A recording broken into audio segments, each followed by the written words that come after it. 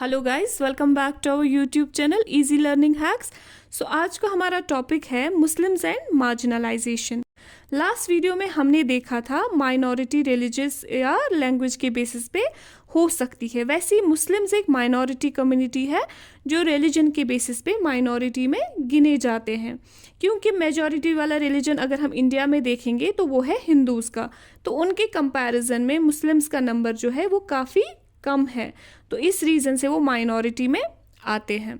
लेकिन अब आपके यहाँ पे मन में क्वेश्चन पॉपअप हो सकता है कि मुस्लिम्स से भी कम पॉपुलेशन है दूसरे रिलीजियस ग्रुप्स की, जैसे क्रिश्चियंस हो गए, जीन्स हो गए, तो फिर हम यहाँ पे मुस्लिम्स का ही एग्जाम्पल क्यों ले रहे हैं। देखिए, मुस्लिम्स का इसलिए है क्योंकि इन सभी रिलीजियस माइनॉरिटीज़ में मुस्लिम्स के मार्जिनलाइज होने के चांसेस सबसे ज़्यादा हैं। क्यों सबसे ज़्यादा है, कैसे सबसे ज़्यादा है, ये हम देखेंगे। सेंसस 2011, तो 2011 के सेंसस के हिसाब से Muslims are 14.2% of India's population. तो हमारी कंट्री की टोटल पॉपुलेशन का 14.2% जो हिस्सा है वो है मुस्लिम्स की पॉपुलेशन का। Deprived of the benefits of the socio economic development. अगर हम देखेंगे तो बाकी कम्युनिटीज़ के हिसाब कंपैरिजन में तो मुस्लिम्स का जो सोशो इकोनॉमिक डेवलपमेंट है उस बेस से नहीं हुआ, क्योंकि इतने सालों से वो सोशो इकोनॉमिक बेनिफिट्स से डिप्राइव किए गए हैं। मतलब उन्हें इस सब चीज़ों से दूर रखा गया है, उन्हें ये बेनिफिट्स कभी दिए ही नहीं गए। The data in the 3 tables below indicate the situation of the Muslim community with regard to the basic amenities, literacy and public employment. तो जो आप ये टेबल देख रहे हैं, इससे आपको पता चलेगा कि मुस्लिम कम्युनिटी को बेसिक फैसिलिटीज़, लिटरेसी और पब्लिक एम्प्लॉयमेंट के बारे में। तो ये डेटा है 2008 और 2009 का। उसमें क्या है कि इस सर्वे के हिसाब से, जिसमें हिंदूज़ का देखें आप, पक्का हाउस उनके पास 65.4% है, इसी तरह से इलेक्ट्रिसिटी 75.2। लेकिन अगर हम मुस्लिम्स का वहीं पे देखेंगे तो सबसे कम इनका जो रेशो आ रहा है। तो which of these communities have the most and the least access to basic amenities. तो मुस्लिम जो है या मुस्लिम कम्युनिटी जो है उनके पास सबसे कम एक्सेस है बेसिक एमिनिटीज़ का इस सर्वे के हिसाब से। तो जब बेसिक फैसिलिटीज़ ही नहीं मिलेंगी तो डेवलपमेंट कैसे हो पाएगा, और जब डेवलपमेंट ही नहीं होगा तो ये लोग मेन स्ट्रीम सोसाइटी से पीछे चलते रहेंगे, और इसलिए ये ज़्यादा प्रोन है मार्जिनलाइज होने को। तो फिर गवर्नमेंट ने क्या किया इस इशू को लेकर? गवर्नमेंट ने एक कमेटी बिठाई जब उन्होंने देखा कि मुस्लिम्स जो है दे वर लैगिंग बिहाइंड। तो government setup a high level committee in 2005 chaired by justice Rajendra Sachar. Government ने एक हाई लेवल कमेटी बिठाई 2005 में, और इससे प्रिजाइड कर रहे थे justice Rajendra Sachar. Gave its report. अब कमेटी ने अपना रिपोर्ट दे दिया। तो सॉरी, यहाँ पे है the committee examined the social economic and educational status of the Muslim community in India. तो कमेटी ने एग्जामिन किया सोशल, इकोनॉमिक और एजुकेशनल स्टेटस मुस्लिम कम्युनिटी का इंडिया में।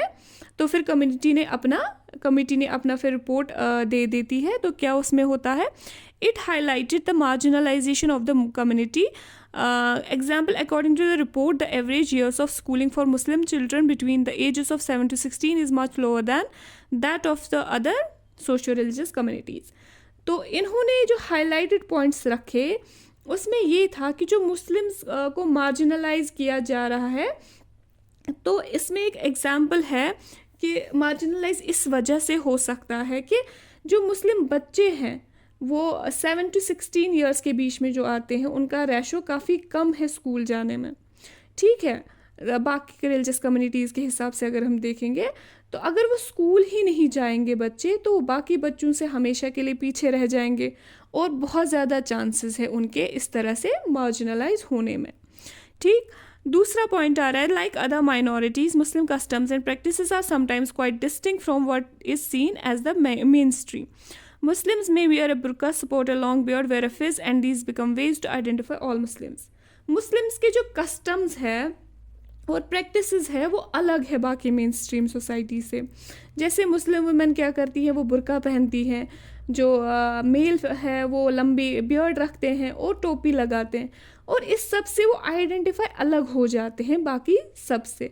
जब आइडेंटिफाई ही अलग हुए तो लोग क्या करेंगे, उन्हें अलग ही ट्रीट करेंगे और उन्हें अलग ट्रीट करते आ रहे हैं और इसके चलते वो मार्जिनलाइज हो जाते हैं। देखिए बाकी रिलीजन्स में कहीं ना कहीं उनका जो थोड़ा बहुत उनका रिलीजन, उनका ट्रेडिशन या कस्टम वो काफ़ी मिलता जुलता है हमारे रिलीजन से थोड़ा डिफरेंट, मतलब मुस्लिम रिलीजन से थोड़ा डिफरेंट, ठीक है। They tend to be identified differently and some people think that they are not like the rest of us. तो क्या होता है, वो अलग वे में जब दिखते हैं तो इस वजह से लोग सोचते हैं कि ये हम बाकियों जैसे बिल्कुल भी नहीं है।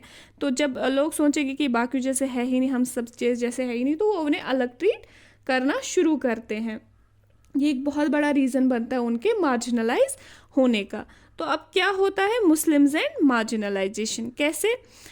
The social marginalisation of Muslims had led to. अब इस मार्जिनलाइजेशन की वजह से क्या हो रहा है, अब सोशल मार्जिनलाइजेशन होता है मुस्लिम्स का, तो इसकी वजह से मुस्लिम्स माइग्रेट हो रहे हैं, माइग्रेशन हो रहा है उनका। मुस्लिम्स को क्या है, वो एक जगह से दूसरी जगह उनको मूव करना पड़ रहा है। एक एग्जांपल हम यहाँ पे आपको देते हैं कि आप देखें, मतलब मुस्लिम्स अगर किसी भी कम्युनिटी में रह रहे हैं, किसी मतलब दूसरे रिलीजियस कम्युनिटी में रह रहे हैं जहाँ पे जो दूसरा रिलीजन है वो ज़्यादा नंबर में है, तो वो क्या करेंगे, वो उसे मार्जिनलाइज फील कराएंगे। तो फिर क्या होगा, वो कहीं ना कहीं माइग्रेट करने के लिए मुस्लिम वहाँ पे मजबूर हो जाएगा, क्योंकि वो उसे मार्जिनलाइज फील कराएंगे तो ऑब्वियस सी बात है वो कहीं ना कहीं फिर मजबूर ही हो जाएगा माइग्रेट करने को। गेटोइजेशन ऑफ द कम्युनिटी। देखिए इसके साथ साथ और क्या होगा, गेटोइजेशन ऑफ द कम्युनिटी। गेटो मतलब होता है किसी भी टाउन का कोई पार्ट ऐसे जहाँ सेम रेस रिलीजन के लोग रहते हों और वो पुअर कंडीशंस में रहते हों। जब गेटोइजेशन हो गया, इससे क्या इश्यूज होते हैं, इससे और ज़्यादा दूरी बढ़ती है, तो कम्युनिटीज़ के बीच में और ज़्यादा दूरी बढ़ने लगती है, तो फिर एक दूसरे को समझना होता है तो मुश्किल हो जाता है। और इस चीज़ से क्या होता है, sometimes this prejudice leads to hatred and violence. तो फिर ये प्रेजुडिस मतलब ये फीलिंग रखना कि ये ट्रस्टवर्दी नहीं है, ये पर्सन्स, ये कम्युनिटी ट्रस्टवर्दी नहीं है, या इन्हें हम पसंद नहीं करते हैं क्योंकि इनका रिलीजन डिफरेंट है। तो इस वजह से क्या हो जाता है, कभी कभार हेट्रेड और वायलेंस होता है सोसाइटी में, ठीक है। In this case also there is a link between economic and social marginalisation. तो जैसे हमने आदिवासी केस में देखा था, इस केस में भी सेम एक लिंक है बिटवीन इकोनॉमिक और सोशल मार्जिनलाइजेशन। जब मुस्लिम कम्युनिटी को मार्जिनलाइज किया गया सोशली, उनके ड्रेसिंग सेंस, ट्रेडिशन, कल्चर की वजह से, तो इस वजह से उन्हें क्या किया, उनके लिए मुश्किल रहता है, जैसे कि कहीं पे घर खरीदना, रेंट पे लेना घर, अच्छी जॉब्स मिलना, या बच्चों को किसी स्कूल में भेजना, अच्छे स्कूल में भेजना, या उनके पास अगर शॉप्स है तो उनसे कोई सामान नहीं खरीदता है। तो ये होता है इकोनॉमिक मार्जिनलाइजेशन, ठीक है। तो इस वजह से वो इकोनॉमिकली बेचारे मार्जिनलाइज होते रहे।